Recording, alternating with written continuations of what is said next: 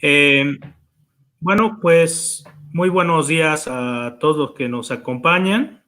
Estamos aquí en el segundo foro relativo a los acuerdos de confiabilidad que se han emitido por parte de distintas instancias del gobierno federal. Ahorita puntualizamos al respecto. Nos acompañan los licenciados Juan Iturbe, Daniel García Barragán, Daniel Salomón y Rogelio Calderón. Podrán ver sus semblanzas aquí en el mismo live, en las cintillas. No nos detenemos mucho en ellas para apresurarnos y llegar al tema, pero todos ellos son expertos en distintos temas que tienen que ver con el tema que nos atañe, sobre todo en regulación energética y en protección, digamos, de los intereses jurídicos de las personas que pueden resultar afectadas en caso de cambios sustanciales. Me presento, yo soy Leonardo Zurita y voy a estar en este foro. El 29 de abril de este año, SENACE emitió un acuerdo de emergencia, de una situación de emergencia, por la cual emitía ciertos actos que pretenden mejorar la confiabilidad del sistema eléctrico. Y el 15 de mayo, por su lado, CENER, en temas que no están conectados desde el punto de vista jurídico y tampoco conectados desde la argumentación de los propios acuerdos, emite en facultades jurídicas un acuerdo de política pública en el que señala igual una serie de políticas que van a implementar para la confiabilidad del sistema. El propósito de este foro es platicar primero respecto a las diferencias y me gustaría que alguno de los que empezara con la introducción de estos dos mecanismos jurídicos, que son pues dos instrumentos jurídicos diferentes, con efectos diferentes, de autoridades diferentes, seguir, digamos, en el tema de hay una polémica interesante alrededor de ellos, que si fueron publicados de la manera correcta. Tenemos la polémica de que el día que se manda a COFEMER el acuerdo de CENER, renuncia el director de COFEMER y a las horas se publica el acuerdo sin que haya una consulta pública. Si era necesaria una consulta pública, dado los efectos de la política pública bien entendida dentro del marco de la ley de la industria eléctrica, y cuáles son los efectos directos sobre los regulados. Entonces, dándole la palabra a quienes no nos acompañaron en el foro anterior, Rogelio Calderón, aparte es el líder de la práctica energética de Senior Energy Professional. Danos una pequeña introducción. Tienes unos entre 3 y 5 minutos para introducirnos al tema y continuaremos con los demás ponentes. Ok, buenos días, muchas gracias por la invitación. Efectivamente, en el acuerdo del 29 de abril, como todos sabemos, afecta al mercado eléctrico mexicano en general. Surge de una situación extraordinaria, como lo es la situación del coronavirus, de la pandemia. Entonces, creo que es muy importante partir de este punto para comenzar a analizar el acuerdo. Se trata de una situación extraordinaria, por lo cual algunos de las variables en tiempos normales no aplicarían, no serían tan importantes, no que dejen de ser importantes. Entonces, tiene que ver con la facultad que tiene el Centro Nacional, SENACE, de la operación del sistema. Entonces, debemos de partir de ahí. Efectivamente, ha habido algunas cuestiones que a lo mejor que vamos a profundizar más adelante si fue la vía idónea o no fue la vía idónea. Y por otro lado tenemos las políticas, que como sabemos es un documento largo, en el cual también se determinan cuáles van a ser la forma en que se va a garantizar la confiabilidad del sistema eléctrico mexicano, que es un tema complejo, ya que influyen desde la parte de la transmisión, la distribución y la generación. Nos da algunos parámetros y creo que una de las cosas importantes es que efectivamente en su contenido presenta muchos retos y también muchas oportunidades para diversas empresas, como todo, y efectivamente afecta a determinadas empresas o determinados actores del mercado, para lo cual existen los medios de defensa legales y no legales como parte de una estrategia de empresa para hacer frente o tomar ventaja de las oportunidades que pueda haber. En general, creo que así podemos definirlas. No sé, cedo la palabra a una otra persona. Tú me indicas.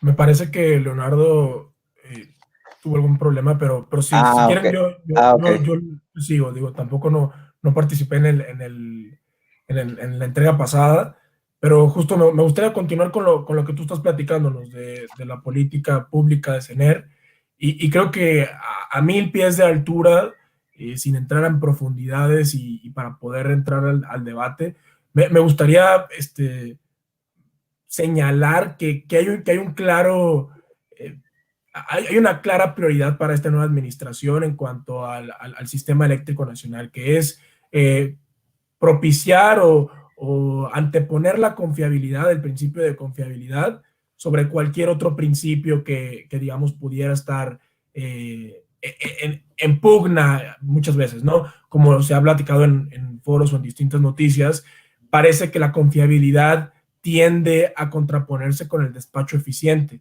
¿Qué es el despacho eficiente? Esta lógica que tiene el mercado de asignación o de despachar electricidad, es decir, que las centrales eléctricas que estén inyectando electricidad a la red sean las que tengan menores costos, y con esto generar esquemas de competencia por producir electricidad, ¿no? Parece que la confiabilidad se antepone a esta situación cuando tomamos temas técnicos como es la intermitencia, ¿no?, de ciertas tecnologías.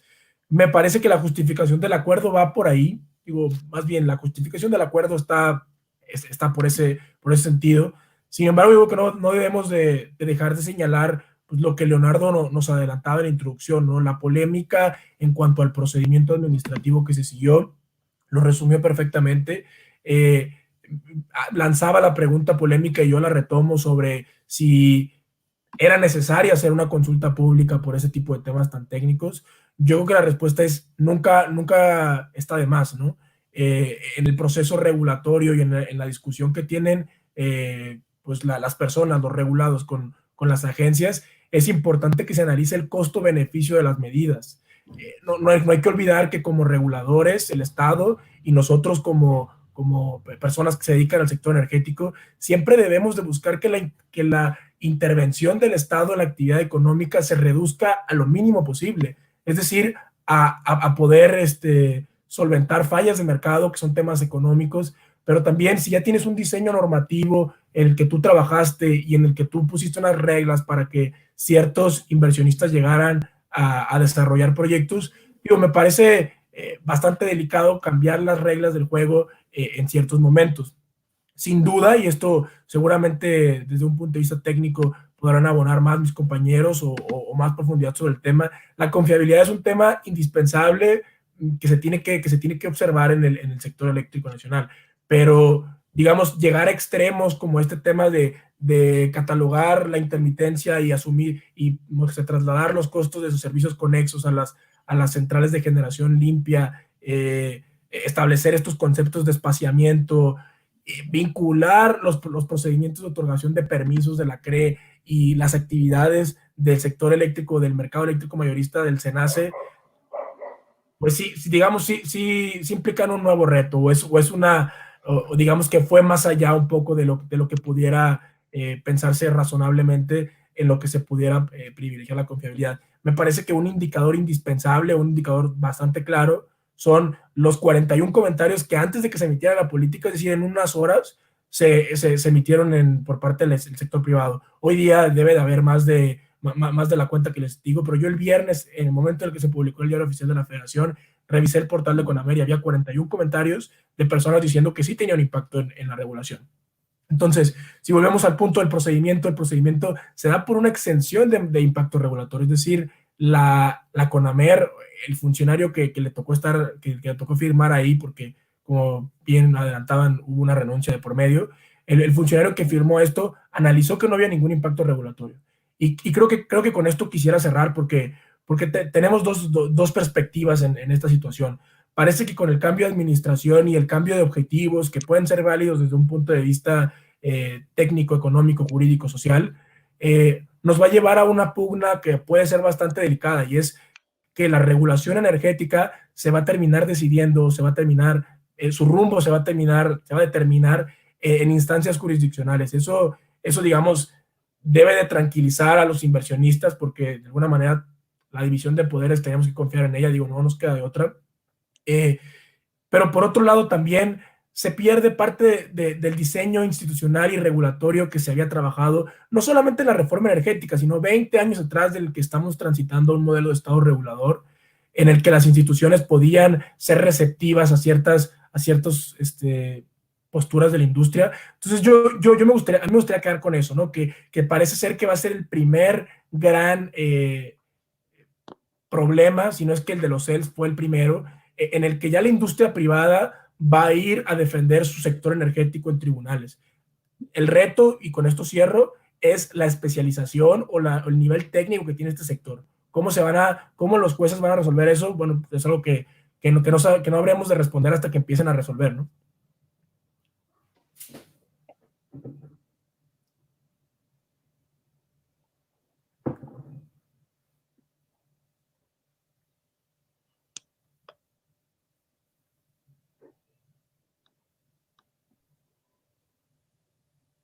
Si gusta, Juan, Claro. adelante, por favor, digo. Gracias. Buenos días a todos y muchas gracias por la invitación. Pues el entorno que están dando nuestros compañeros Daniel y Rogelio es muy interesante, porque efectivamente hay que plantear de la necesidad y del todo el trabajo que se había hecho en los últimos años a partir de la reforma energética. Fue un trabajo bastante importante, y no, sin hacer distinciones de qué partido político lo haya iniciado. Creo que fue una labor que generó, por ejemplo, por lo menos muchas expectativas para la inversión extranjera y para la inversión privada en todo lo que es la materia energética. Después de ese gran logro, nos encontramos con esta administración y específicamente con el acuerdo del SENACE y con las políticas de CENER, que pues sí dan un vuelco completamente de 360 grados a toda esa planeación, sin olvidar todo lo que hay detrás de todo el desarrollo de la industria eléctrica, que no solo son competidores, sino que es inversionistas, la aportación de recursos humanos y técnicos. O sea, es un gran trabajo, es un gran costo lo que hay detrás de todo esto. Igual con mis compañeros, yo llamaría también la atención en que el acuerdo del SENACE fue como que una probadita, un inicio de lo que se pretendía hacer con la suspensión de las pruebas preoperativas y todos los vicios que tienen de publicación y todo el marco de las actividades a las que se fue destinada. Y en menos de 15 días nos amanecimos con las políticas de la Secretaría de Energía, que creo que sí respondieron a todos los reclamos del acuerdo de la CENER. Lo que quisieron es enmendar, pero pues por fortuna, y dándole tranquilidad a los inversionistas, como dice Daniel, pues hay vicios y hay ilegalidades que se pueden impugnar. Básicamente a mí también me llama mucho la atención, y de esto platicará seguramente Daniel, que es especialista, todos los compromisos internacionales que tenemos en materia de mejora de energías, el Acuerdo de París, todas las obligaciones internacionales que parecería que a nuestra administración pues no le interesan las obligaciones que el Estado mexicano hemos adquirido, que evidentemente las estamos cumpliendo y habrán ciertas consecuencias en el ambiente internacional que ya tendremos tiempo de platicar. Y otro tema que también me llama la atención, bueno, como todos ustedes como abogados, es toda esta desglose de entidades que están participando en estos acuerdos, en estas políticas, y su marco de competencia, que para nosotros es fundamental en materia administrativa, ¿no? Y sobre todo en el marco constitucional. Las autoridades que intervienen en esta regulación energética parten de la base de que solo pueden realizar aquellas actividades que les están permitidas realizar, ya sea normativamente, técnicamente o de supervisión. Y esto tiene una explicación muy sencilla. Los gobernados y los participantes del mercado tienen que tener una certeza jurídica de que lo que van a hacer, lo que van a solicitar, los permisos de interconexión, las modificaciones de sus proyectos, si siguen estos lineamientos van a llegar a este resultado. Y si siguen esos lineamientos, ellos están dispuestos a hacer una inversión, a celebrar convenios de joint ventures, hacer emisiones, fondearse, pero porque saben que van a llegar a un resultado porque el marco normativo así está delineado. Si lo que estamos haciendo ahorita, lo que está pasando ahorita es que todas esas reglas de certidumbre, pues las están haciendo a un lado y pues los inversionistas están, entendible, bastante preocupados. Por eso es que pues, es muy interesante la participación del SENACE, de la Secretaría de Energía y de la Comisión de Regulación de la CRE. No es que se trate de que se les pretenda inhibir su funcionamiento. Yo creo que en eso todos los abogados estamos muy claros. Lo que se trata es que actúen en el marco de sus competencias, que desde la Constitución y desde las leyes secundarias de carácter federal se hace pues, la bajada de facultades y de competencias para que actúen en ese marco. Y finalmente, para cerrar esta parte, creo que sí es importante mencionar el papel del PRODECEN. El papel del PRODECEN es como lo habíamos platicado en la anterior sesión y ahorita ya lo comentaron, son políticas públicas en materia energética que están sujetas a ciertas variables. Es una expectativa que se hace a través de una evaluación del mercado y de variables. Entonces, no está mal planear, no está mal programar. El de ahorita, el PRODECEN que tenemos ahorita va del 2018 al 2020.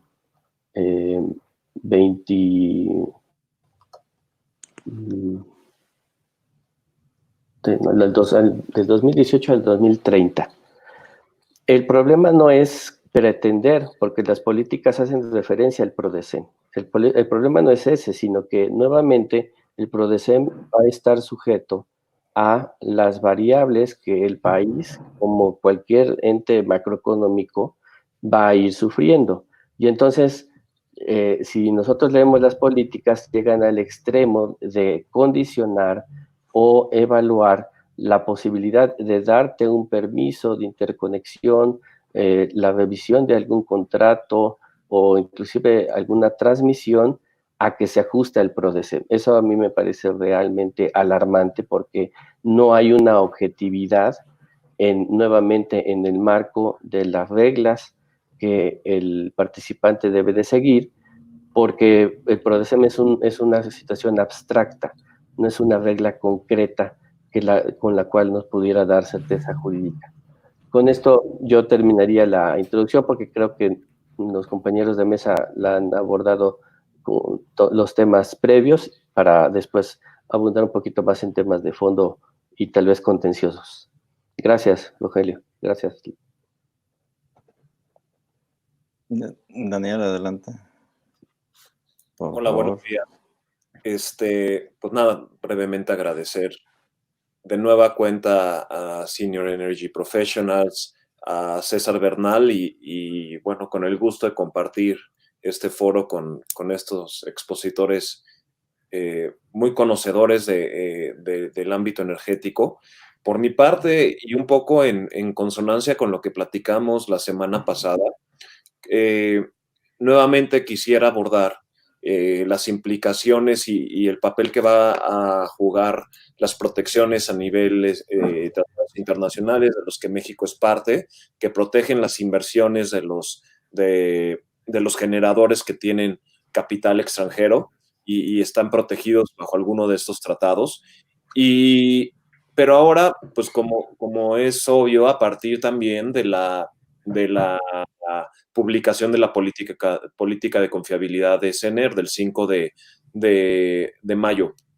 Yo creo que es importante tomar en cuenta, y Daniel Salomón también lo menciona, ya esto, cuando uno lo empieza a ver en su conjunto, un poco desde lejos, pues tenemos el tema de los CELS, el acuerdo de los CELS, que básicamente los CELS como un activo financiero que tenían derecho a generar las propias generadores de energías limpias, pues básicamente quedaron sin valor alguno a partir de que se permitió a las centrales legadas de la CFE también generar los mismos y ahí pues básicamente se inunda el mercado de CELS y pierden valor, ¿no? Ahora el acuerdo de CENACE del 29 o 28 de abril, en el cual se establecen restricciones a los generadores de energía renovable, ya sea para entrar en operación o aquellos que ya estaban en operación, para despachar libremente y en una situación de libre concurrencia y competencia económica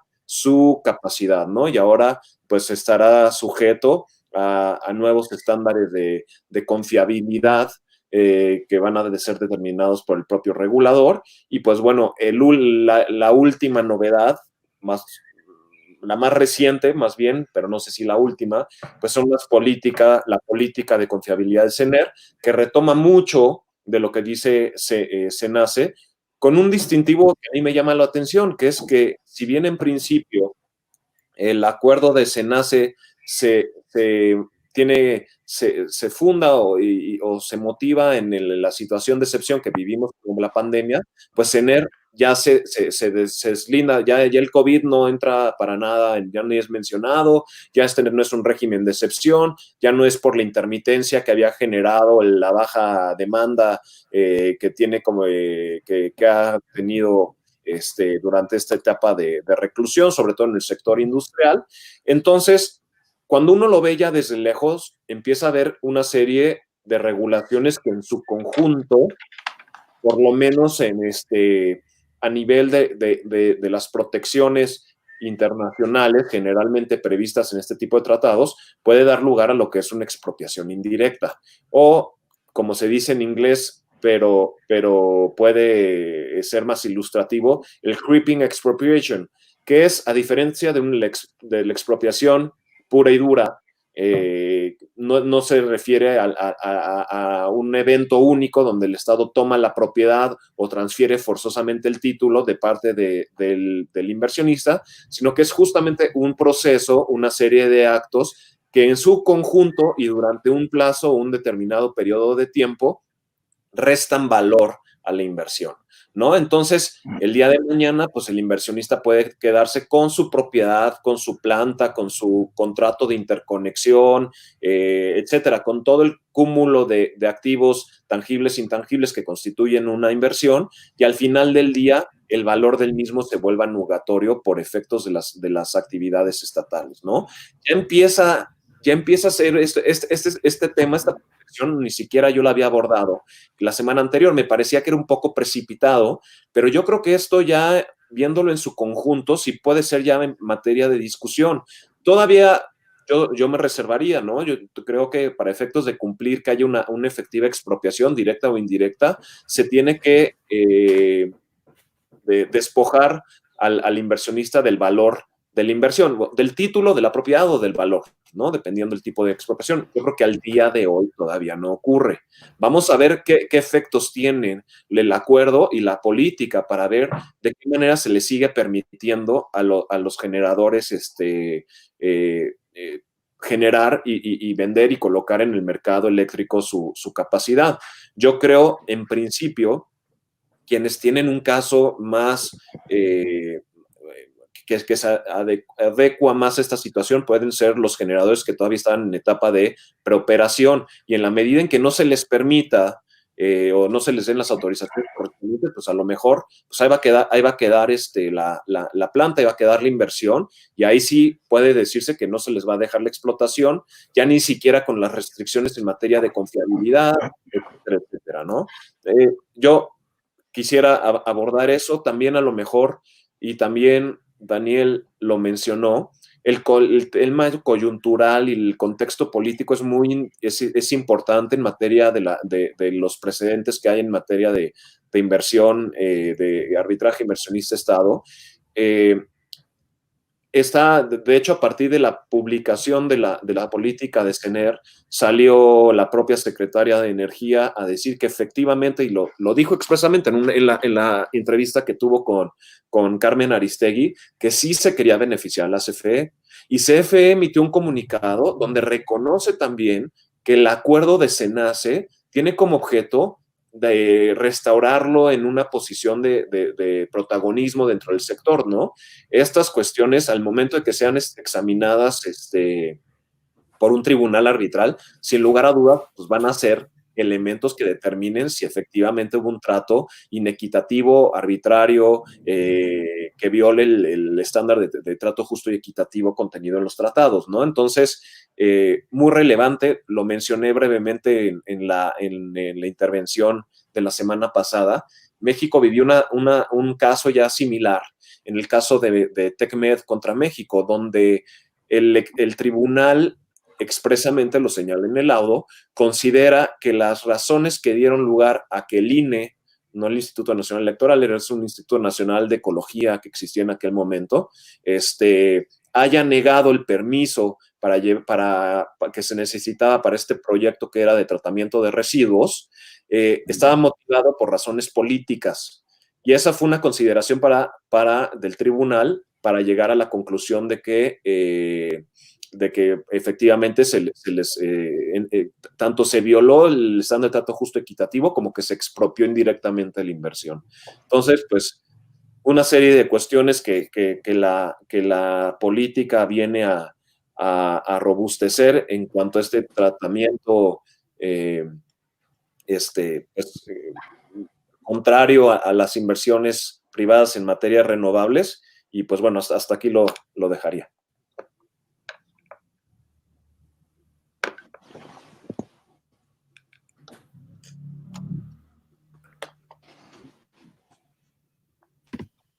Disculpen, se desconectó un momento.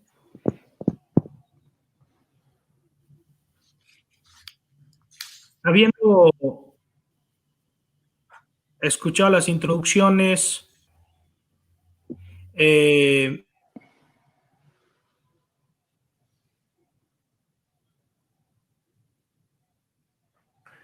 creo que seguimos teniendo problemas con la conexión de Leonardo, pero digo, no sé si creo que los últimos puntos que mencionaron tanto Juan como Daniel son bastante ilustrativos jurídicamente hacia dónde vamos, pero no sé, Rogelio, si tú tuvieras algún comentario adicional con lo que hemos platicado, seguir en línea con algún punto a profundizar, ¿no?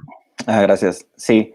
En cuanto me voy a referir al acuerdo del 29 de abril, los cambios en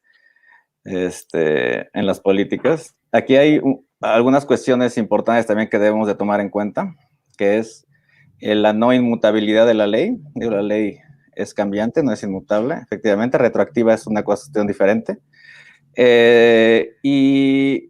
Bueno, aquí viene este acuerdo, viene muy de la mano con los contratos que se tienen para el suministro de electricidad en la red.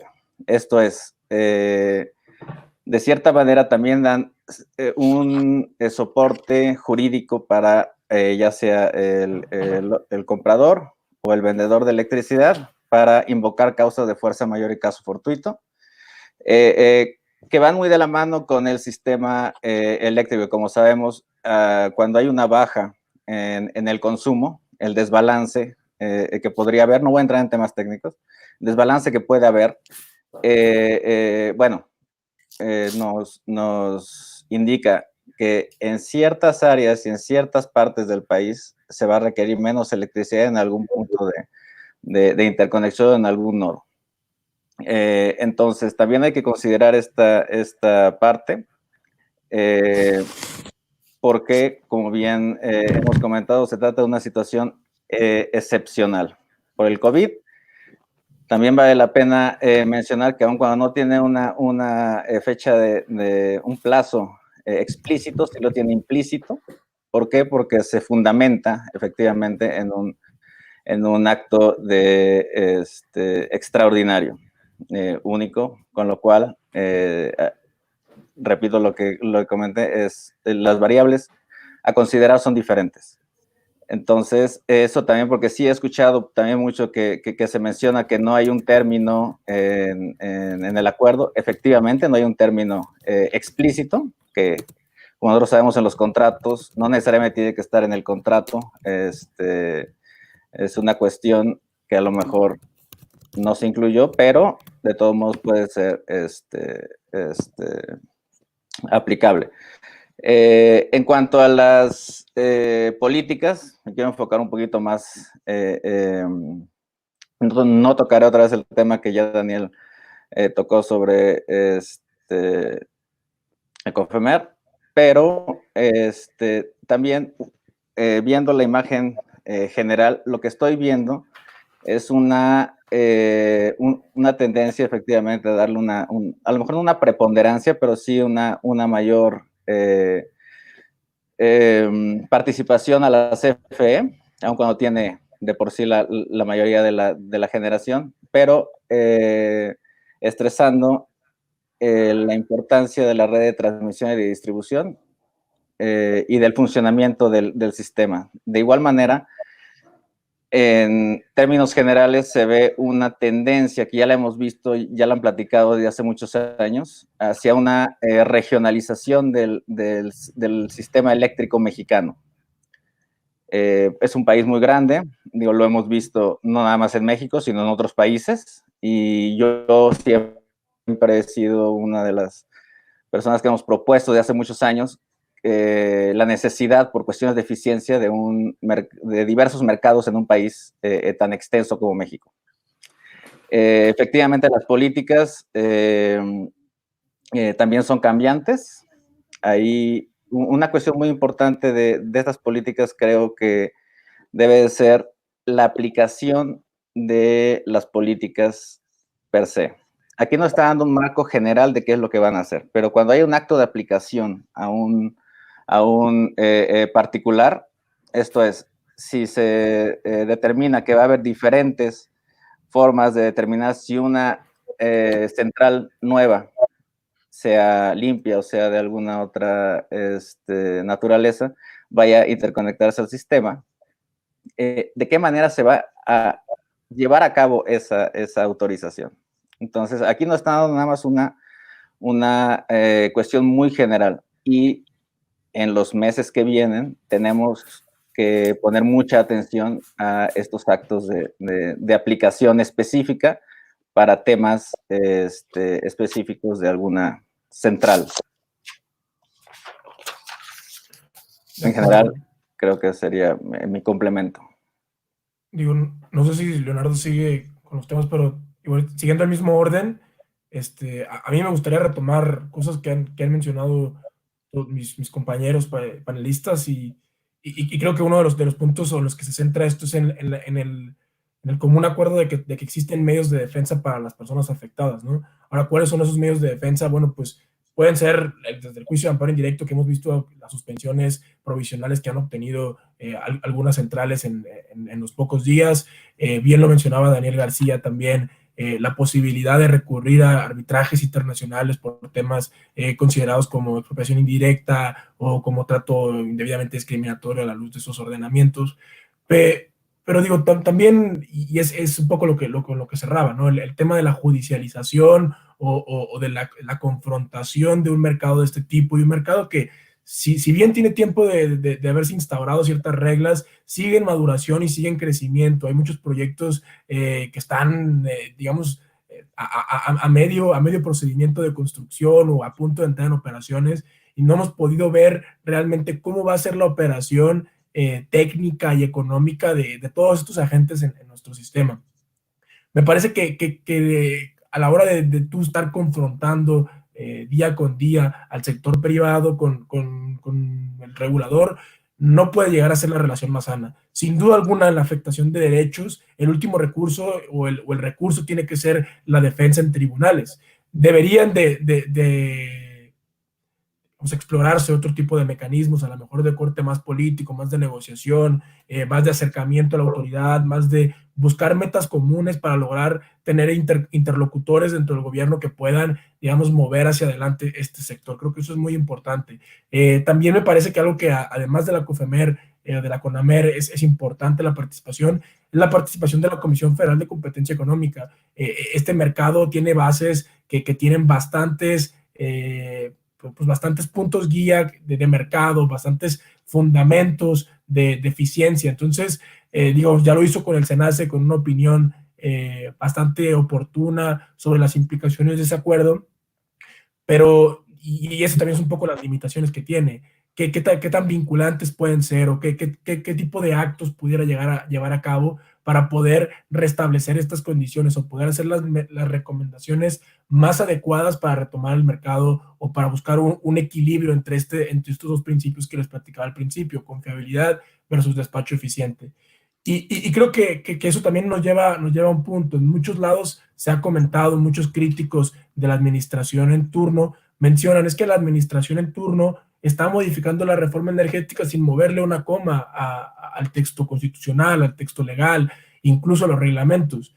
Y digo, de facto lo están haciendo, de facto están cambiando las reglas por medio de acuerdos, por medio de decisiones, por medio de inacciones, como el retraso en el otorgamiento de permisos de la CRE, digamos, se está haciendo, ¿no? Pero sí quisiera ser muy claro, y en esto, sobre todo si vamos a atender hacia una judicialización de este sector, es tener muy claro cuáles son los principios legales en torno a nuestro sector energético. Por un lado, la ley de hidrocarburos te ofrece ciertos principios que deben de interpretarse no solo como obligaciones de los participantes, sino como principios del sector energético.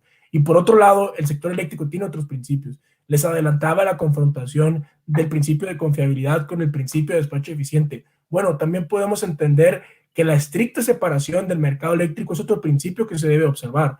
Cómo debe operar la CFE, cómo debe operar la CENER, el gobierno federal como propietario de este grupo de interés económico de empresas públicas en ese sector.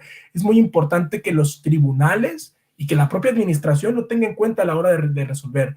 Y lo mencionaba, el tema técnico es muy complicado que digamos un tribunal empiece a entender los temas de espaciamiento, los temas de desbalances del sector eléctrico, pero sí es importante como abogados nosotros acercarle a los jueces de una manera muy amigable cuáles son los principios de nuestro mercado.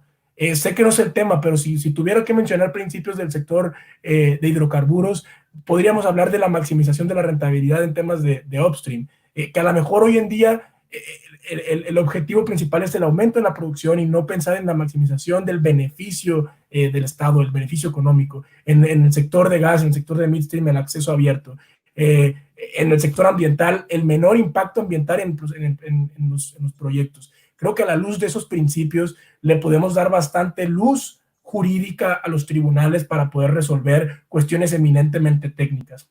Sin duda es un reto que se va a tener que vislumbrar, pero creo que la participación de la COFECE, de la CONAMER, de los tribunales y de nosotros como profesionistas del derecho, como profesionales del derecho, del acercar de ser interlocutores entre estas discusiones técnicas y esas discusiones jurídicas, va a ser elemental para que podamos obtener resultados que sean, digamos, benéficos tanto para el sector privado como para la idea de política pública y de desarrollo económico, desarrollo social, suministro eléctrico a todas las partes. Creo que podemos encontrar todavía un punto medio y, digamos, no hay que perder el optimismo en ese punto, ¿no?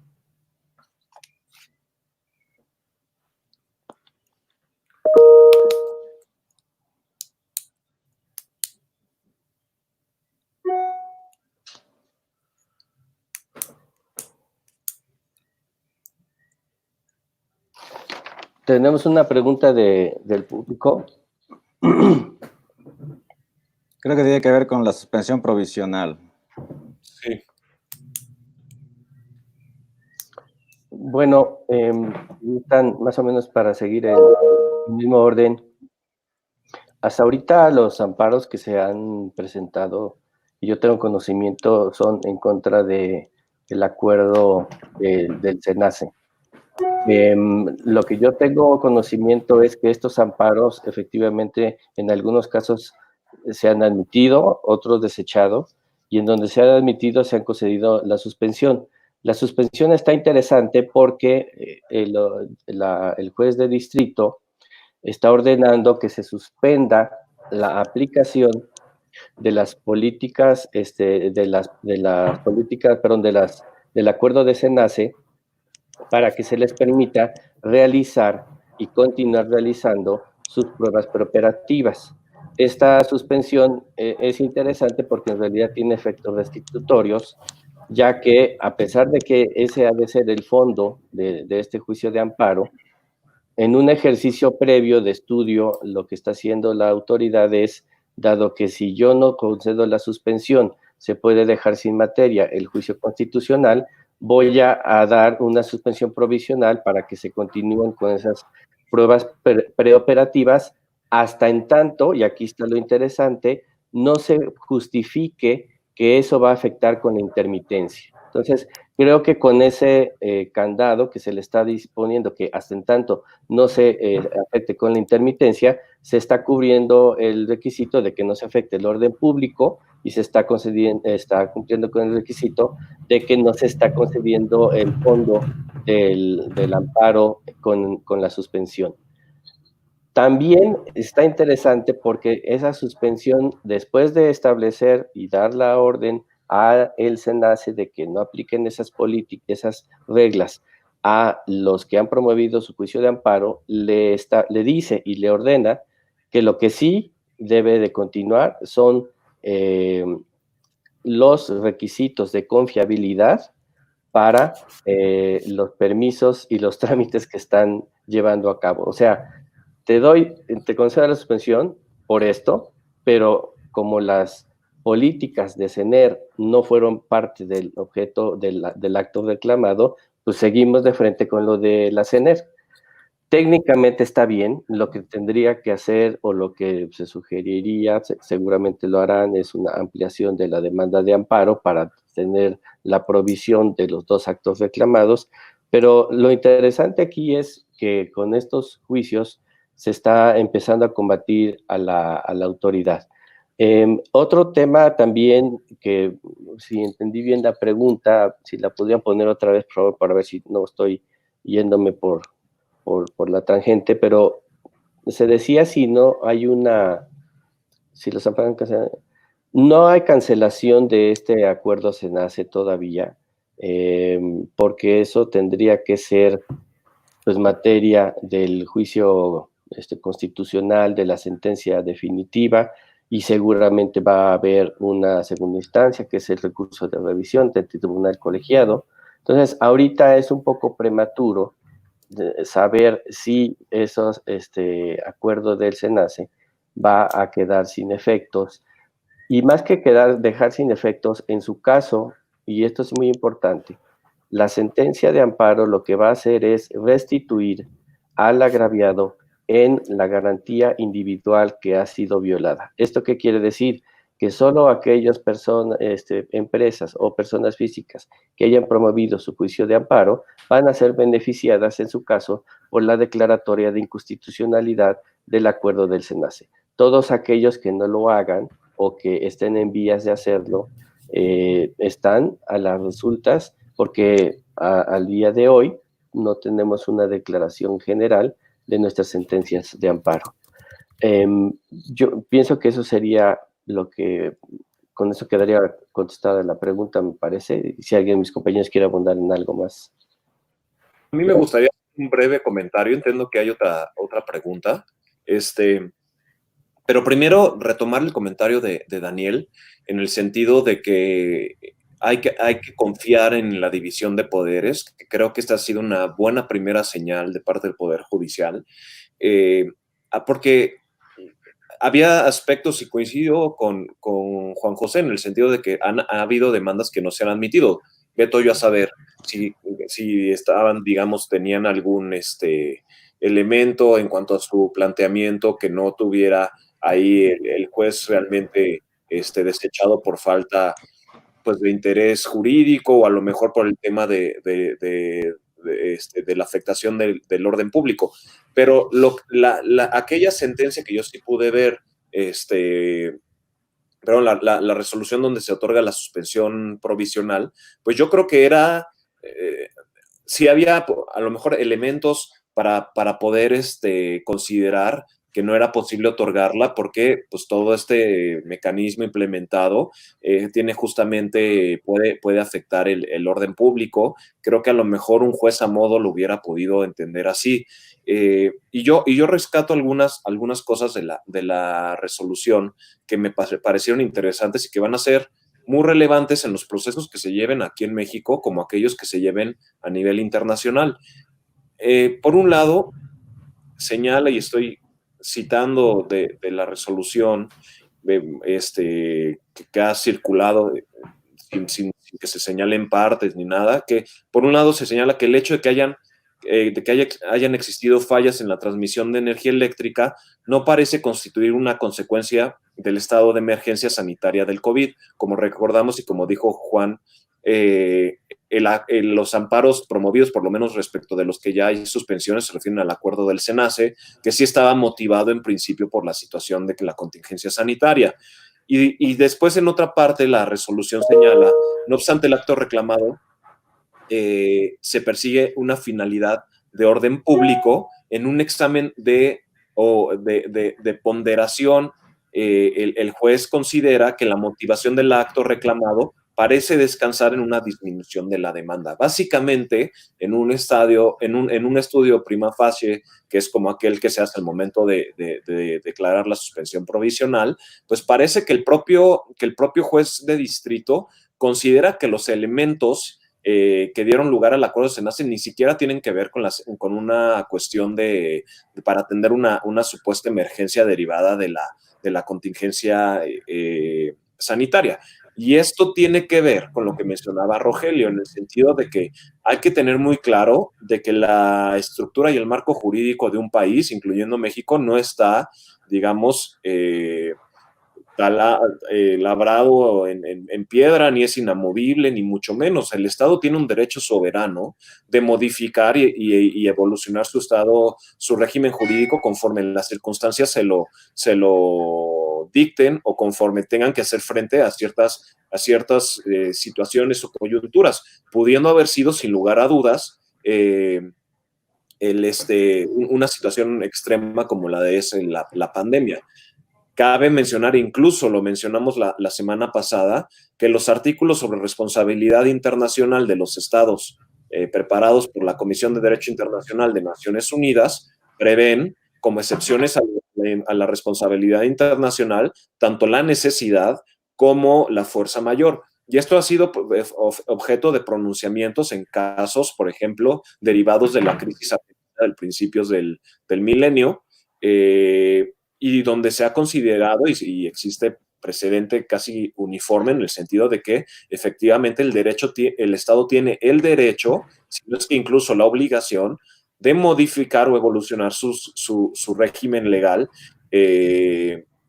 conforme se lo dicte las necesidades para autopreservarse, para beneficio de sus ciudadanos y connacionales, etcétera, etcétera. Ahora bien,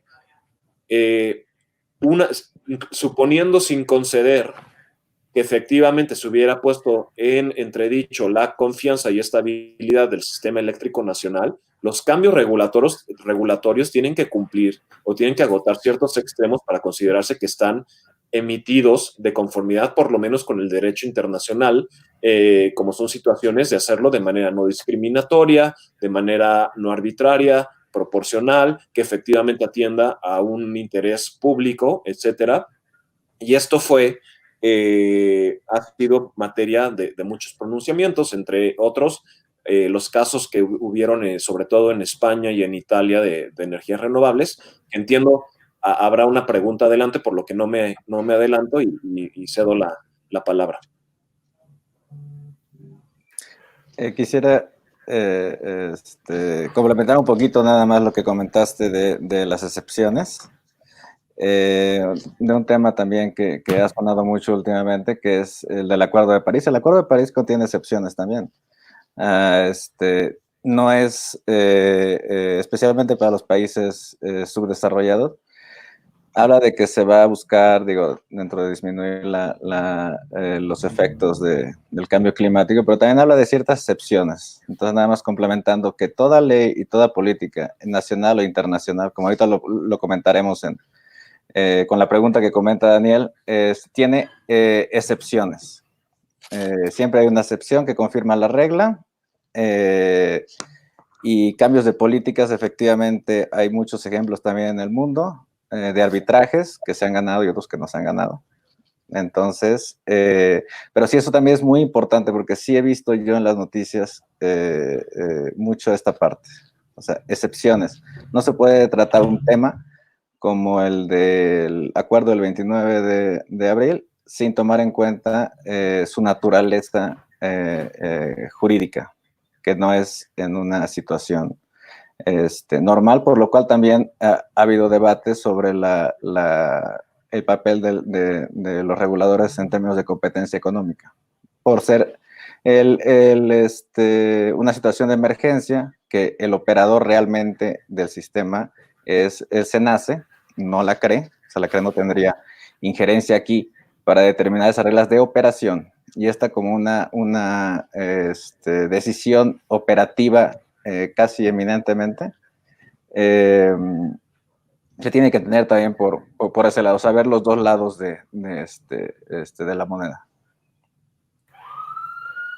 De acuerdo, Rogelio. De hecho, veo que también en el chat voy a dejar la pregunta de España para mis demás compañeros, que estoy seguro que Daniel, Juan, Rogelio podrán aportar más, pero había una pregunta en relación a si podemos esperar que este acuerdo recién emitido, pudiera dar marcha atrás. Pues como lo mencionábamos, prácticamente todos están en pugna, ¿no? Están en proceso de amparo, y puede haber los efectos de este amparo van a ser de manera individual, pero ya lo vimos con el tema de CELS, como la suspensión incluso fue más allá, ¿no? Por un tema de la implicación de la medida, y bien lo explicaba Daniel García, cómo la suspensión tuvo efectos de alguna manera generales. Pero por otro lado, y esto está relacionado con el título de esta conferencia, que es el tema de soberanía y la visión que tiene esta nueva administración sobre cómo se ejerce la soberanía energética, cómo hacer esta etiqueta de cuándo un sector es soberano, ¿no? Ahí yo creo que más que las diferencias ideológicas y políticas, creo que tenemos que ser muy pragmáticos en el sentido de qué es lo que nos hace más, qué es lo que nos da más beneficios a los usuarios, a los participantes del mercado, al sector público, qué es lo que lo compromete menos financieramente. Eso, a mí me gustaría que esa fuera la aspiración de soberanía energética que tuviera cualquier administración que estuviera en cualquier momento con cualquier ideología. Aumentar los beneficios. Al final de cuentas, el sector energético no se debe de ver como un fin, sino se debe ver como un medio para el desarrollo económico de un país. Entonces, encuadrando intentando aterrizar el objetivo de esta plática, la soberanía energética en los tiempos de la cuarta transformación es complicada de entender, ¿no? Porque está llena de parches, está llena de nuevos acuerdos, de nuevos procedimientos que van, sobre la marcha dándonos un poco la idea de cuál es la pauta. No hay una regla clara de decir, así voy a crear el mercado eléctrico, así voy a crear el mercado de hidrocarburos. Y digo, un poco retomando el tema de las afectaciones con estas situaciones, no hay que perder de vista, porque lo platicaba con algunos colegas, bueno, es que los amparos se van a ganar o se están ganando, fíjate que hay bastantes vicios procesales y hay bastantes argumentos de fondo, se pueden ganar, sí, pero en el procedimiento, ¿cuántos bancos no se van a echar para atrás en algún financiamiento que esté en curso? ¿Cuántos proyectos no van a llegar a cierre financiero por el riesgo que implica este cambio en la metodología, ¿no? O en la forma en la que se está llevando la industria energética? A mí sí me gustaría recalcar que creo que la soberanía energética se debe ver desde un punto de vista de maximización de beneficios del sector, maximización de los usuarios, menor compromiso financiero por parte del Estado, mayor participación de distintos agentes, mayores alternativas de mercado, mayores alternativas, digamos, técnicas, que se permita la innovación. Creo que la propuesta que hacía Rogelio Calderón en relación a la diversificación de las zonas dentro de México me parece muy interesante, poder partir de visiones concretas de a lo mejor hacia dónde queremos que vaya el sector eléctrico en específico, atendiendo a los retos de confiabilidad. Digamos, lo hacen otros países. Estados Unidos tiene diversos operadores en la red y creo que eso puede ser muy valioso, pero enfoquemos la discusión hacia allá y vayamos tomando en cuenta que la soberanía energética debe entenderse en este sentido. Esperemos que los tribunales y que los tribunales nacionales, como en su caso internacionales, lleguen a entender esos principios que mencionábamos que están ocultos dentro de la normativa. Con eso, a mí me gustaría cerrar, despedirme. No sé si hubiera otra oportunidad de preguntas, pero lo mismo que todos mis compañeros, les agradezco la invitación, a César Bernal, a todo el equipo de Senior Energy Professionals, y no sé, Juan, si tú tuvieras algún otro comentario. Gracias. Sí, siguiendo el concepto de soberanía energética, que es muy interesante de todo lo que comentas, Daniel, yo creo que hay que recordar y hay que hacer un llamado a que la soberanía energética tiene un planteamiento a partir de nuestra base constitucional, ¿no? En nuestra constitución política está planteado las facultades del Estado en la organización y estructuración de esta política. Hay un marco de atribución de facultades y sobre todo hay una serie de tratados internacionales que nos obligan que conjuntamente con la Constitución, porque ya lo ha resuelto la Corte, que tienen un nivel de jerarquía igual, son los que van a trazar esta estructura de soberanía energética. Entonces, no podemos, a partir de ese bloque constitucional sólido, poner al lado un acuerdo del SENACE o unas políticas que se publica en un medio electrónico, y tampoco podemos poner al lado de ello las políticas de la CENER, que es una Secretaría de Estado. Entonces, a partir de ese no entendimiento de la estructura constitucional, de lo que nos obliga, pues creo que podríamos empezar, porque de lo contrario nos podemos ir generando normas que van a estar pretendiendo estar por encima de este marco constitucional, y desde luego van a afectar muchos intereses, no solo de los particulares, sino en general del Estado y de su crecimiento económico. Otro tema que es bien importante, que lo mencionamos ya, es cuando se crea toda esta política y toda esta evolución de las energías limpias y renovables, en paralelo se hizo un estudio de cómo confrontar la intermitencia propia de estas energías. O sea, es imposible pensar que la generación de energía a través de eólica o eléctrica, que están sujetas a una serie de variables naturales como condiciones climatológicas, humedad, etcétera, vayan a tener la misma calidad y la misma permanencia que las energías como la generación a través de las energías naturales. O sea, ese no es el problema. El punto fue cómo amalgamar estas para que se pudiera pues hacer un vínculo e ir privilegiando poco a poco las energías limpias sin ir en perjuicio de lo que le llaman la intermitencia y la confiabilidad o no confiabilidad del sistema eléctrico. Entonces, me parece que todo esto parte a través de una mala concepción o no entendimiento del marco constitucional. Sí, es lamentable que se esté judicializando la política energética, pero también haría un llamado a los inversionistas para decirles que a pesar de eso, pues existen normas, existen tribunales que todavía han demostrado cierta autonomía. Hay muchos especialistas en el mercado, como en esta mesa que ustedes, mis compañeros, muy instruidos en estos temas técnicos, y entonces pues hay fórmulas para echar adelante pues una batalla o una confrontación a estas políticas que no nos están haciendo beneficio. Y por último, no olvidar que toda actuación del Estado tiene una consecuencia. El Estado y sus servidores públicos responden por sus actos. En algún estudio el ministro Saldívar dijo que inclusive respondían no solo por acción, sino por omisión. Y eso es muy interesante porque la responsabilidad administrativa de los servidores va hacia el ámbito penal, hacia el ámbito civil y hacia el ámbito administrativo. Así que esa es una labor que nosotros los abogados tendríamos que hacer en los diferentes foros, pero si las actuaciones de un Estado no se apegan al marco constitucional ni al marco normativo, aparte de que sus actos son ilegales, debe de haber considerar y contemplar la instauración de acciones de responsabilidad en contra de un Estado que está actuando en contra de la norma. Y muchas gracias por la invitación a Senior Energy. Un placer con mis compañeros de mesa conversar de estos temas y estamos a la orden en el futuro. Muchas gracias. Daniel García. Bueno, yo complementaría de nuevo desde un punto de vista de los tratados y los precedentes internacionales. No cabe duda, y esto también aplica para el sector doméstico, el concepto de soberanía contemporáneo, digamos, posterior a la Edad Media de Jean Baudin, y después que tomó Rousseau e incorporó al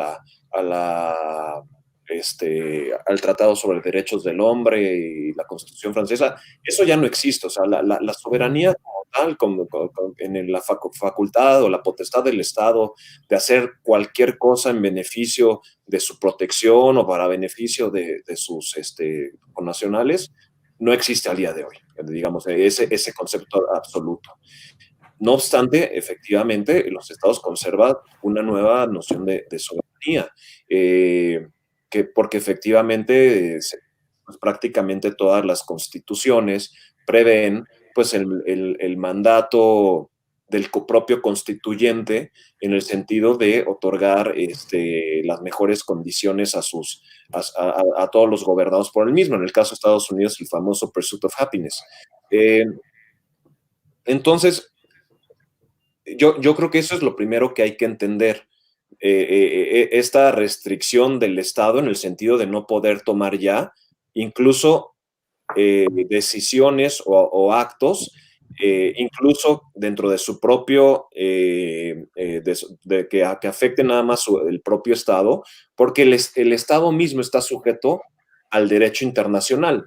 De hecho, brevísimo comentario, Kelsen en su teoría general del derecho cuestionaba si el Estado era verdaderamente soberano en la medida en que está supeditado el derecho nacional al derecho nacional, ¿no? Entonces, incluso se pone en tela de juicio el propio concepto. Ahora bien, ¿qué ha pasado en casos similares? Los que mencionábamos brevemente en España, que fueron casos también en los que desde a partir más o menos de 2008 se generaron, y a partir de ciertos decretos que publicó la Comisión Europea de energía, en el sentido de que se empezaron a publicar una serie de estímulos para cumplir los objetivos regionales en materia de emisión de energías limpias. Y hizo el esquema del feed-in tariff, que es básicamente en el cual se adjudica un valor a cada capacidad de energía renovable que el generador inyecta al sistema. Al final, conforme van pasando los años y derivado del propio éxito que estos estímulos tienen, hay tanta generación renovable que España empieza a ser un poco víctima de su propia iniciativa tan exitosa, aunado a la crisis económica de 2009, 2008, 2009, 2010, que tuvo un impacto específicamente grave en España y también en Italia. Y al final, poco a poco, todos estos incentivos, reales decretos que se habían publicado, empiezan a mitigarse, se emiten nuevos donde las tarifas se reducen o simplemente en algunos casos se eliminan. Al final del día da lugar a una serie de arbitrajes y lo que se determina, y es muy pertinente el comentario que hizo Rogelio. Una de las grandes críticas del sistema de mecanismos de solución de controversia entre inversionista-Estado es que las decisiones suelen no ser homogéneas. En este espectro de controversias que se dieron, que fueron decenas, básicamente bajo los mismos hechos, hubieron tribunales que dijeron a favor del Estado y hubieron tribunales que hicieron a favor de los inversionistas. Entonces, pues, o sea, no hay, es bien difícil determinar dónde está la línea, ¿no? Lo que se dice como la jurisprudence constante, que llaman en materia internacional. No la hay. Pero sí se puede abstraer de todos estos casos, incluso donde se le dieron la razón a los inversionistas, que todas las medidas que tenga que tener que tome el Estado, incluso si es para beneficio del interés público, una situación de emergencia, etcétera, pues por un lado tienen que ser, estoy dando un ejemplo real, estoy citando el criterio utilizado por el Tribunal de Charán en contra de España, donde uno de los árbitros de hecho fue mexicano, y se establece como requisito, por un lado, que sea razonable, proporcional y que se atienda al interés público. El tribunal que falló a favor de un Estado y lo hizo, digamos, de la manera más liberal, dándole la mayor facilidad o espectro de movimiento al Estado para llevar a cabo modificaciones regulatorias, fue el tribunal que resolvió un caso también de Isolux en contra también de España, que estableció que el estándar tenía que ser de razonabilidad. Bueno, ¿qué quiere decir razonable? Pues es un concepto muy desarrollado a nivel de arbitraje de inversión.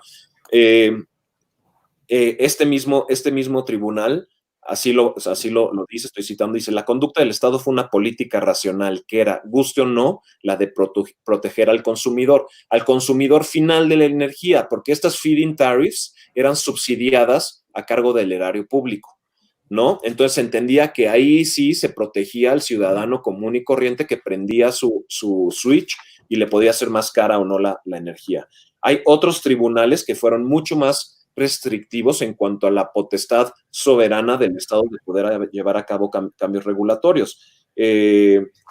Por ejemplo, en el caso del tribunal que resolvió la controversia de Nova Energía en contra de España, tienen ahí una frase que es importante que dice: "The respondent has failed to meet the high threshold of demonstrating the rational public policy and proportionality of its measures." Entonces, pues, por un lado, aquí te sujeto a que sea efectivamente, atiendas a una razón de orden público, y por otro lado, que sea de manera proporcional. No quiero extenderme demasiado, pero yo creo que básicamente habría que analizar si las medidas tomadas por México son proporcionales. Yo creo que no. Yo creo que hay la proporcionalidad entendiéndose como tomar otras medidas que puedan tener puedan atender el mismo objeto y no necesariamente afecten a la inversión privada. Arbitrarias, pues me parece que sí, en el sentido en que no están motivadas efectivamente en una situación de excepción o una situación que atienda la contingencia, como lo señaló el juez de distrito que concedió la suspensión provisional al acuerdo de SENACE el 29 de abril. Que sea discriminatorio, yo creo que sí es discriminatorio, porque todo el trasfondo que hay de todas estas, desde el acuerdo de los CELS hasta la política de CENER, es para beneficiar a CFE. Entonces, allá hay una discriminación en contra de la iniciativa privada. Y después, y yo creo que lo más importante, que se atienda o que se trate de mitigar una situación o una preocupación de orden público o interés público, pues al parecer tampoco es el caso. Yo no he visto al día de hoy, no sé, mis compañeros del foro, si lo pudieran comentar brevemente, algún estudio o alguna opinión técnica donde efectivamente se comparta que la intermitencia generada por la naturaleza misma de la energía renovable estaba poniendo en entredicho el sistema. Más bien lo que yo he leído es que no es la situación actual que vivimos en cuanto al bajo consumo derivado de la contingencia, no es una situación atípica, sino que estos son más o menos los parámetros o valores que se suelen presentar a finales de año cuando la demanda suele bajar por cuestiones de fin de año, Navidad, vacaciones, etc. Entonces, pues bueno, parece que no atiende, por un lado, ni a una situación de contingencia, ni efectivamente a proteger al sistema eléctrico nacional por daños que se pueda hacer al mismo derivado de esta intermitencia, ni tampoco al consumidor propiamente. Yo creo que al contrario, el consumidor va a acabar pagando más en la medida en que CFE sea ahora nuevamente el generador principal. Pero bueno, yo hasta ahí lo dejaría. Creo que los inversionistas tendrán que valorar en su momento las instancias a las que acudan. Creo que han logrado un primer paso al poder suspender los efectos provisionalmente de los acuerdos.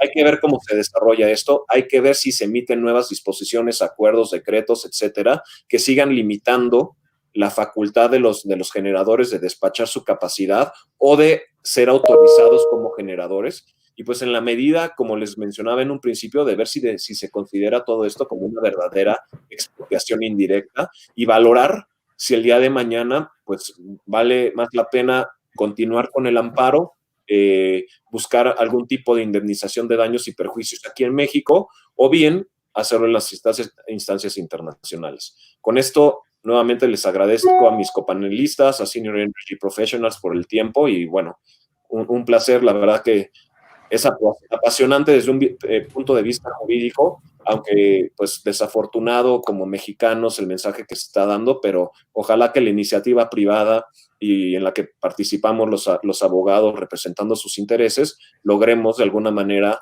balancear esta situación y que justamente lo que ustedes mencionaban, que esto es evolución favorable en materia energética y de competencia de los últimos 20 años no se vea trastocada en cuestión de meses de una manera definitiva. Gracias. Sí, nada más, antes yo también voy a cerrar. Quisiera complementar lo que dijo Daniel García. Efectivamente, cuando menciona lo de los arbitrajes en España, es también dar externar la idea de que no hay un copy-paste. Cada caso es diferente. Ha habido muchos, los arbitrajes de España son muy interesantes. Hay algunos laudos que inclusive no se han podido ejecutar, si mal no recuerdo, porque arbitrajes presentados por inversionistas fuera de la Unión Europea. Entonces es una diferencia sustancial, independientemente de que algunos fallaron a favor o en contra.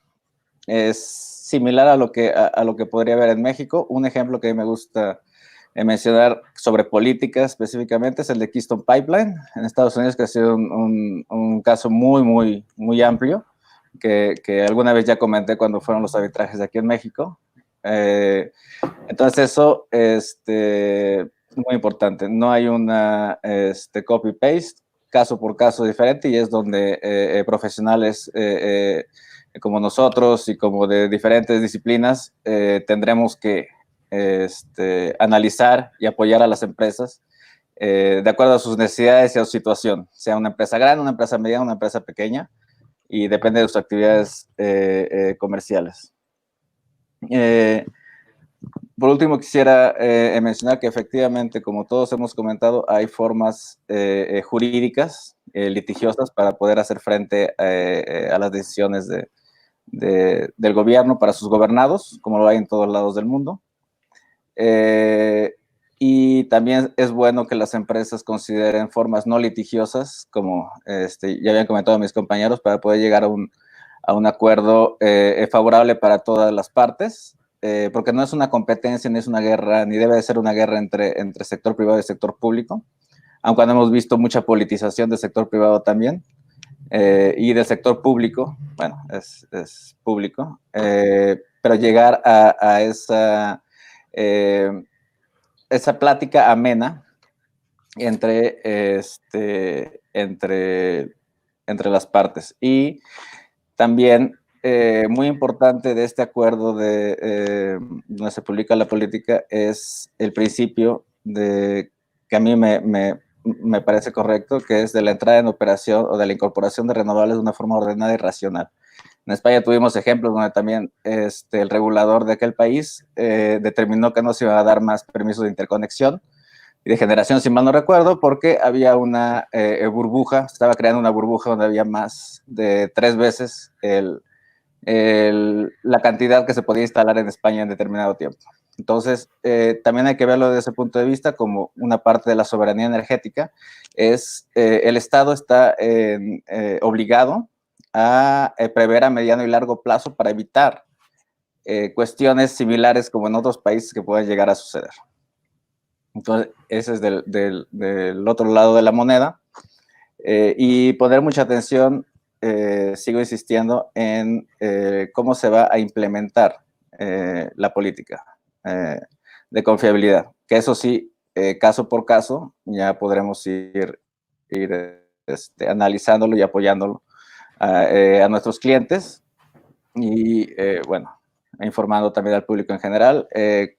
Como dijo Juan, es muy importante que se entienda también la naturaleza del amparo, porque también hay mucho ruido por ahí que se habla de que el amparo y que si se echó para atrás la política. Entonces, sí es muy importante acercarse a un especialista que pueda explicarles más allá de lo que vemos en las noticias. Y bueno, con esto quiero terminar. Es un tema complejo, más allá de lo legal. Tiene muchos componentes técnicos, estratégicos y de algunas otras disciplinas, económicos también. Y bueno, solamente agradecer a todos mis copanelistas, a Senior Energy Professionals. Les pedimos que por favor sigan Senior Energy Professionals en LinkedIn y en las redes sociales. Y como siempre, pues estamos a sus órdenes. Muchas gracias. Hasta luego, muchas gracias. Gracias. Hasta luego, buen día. Buen día. Hasta luego. Adiós, que estén bien.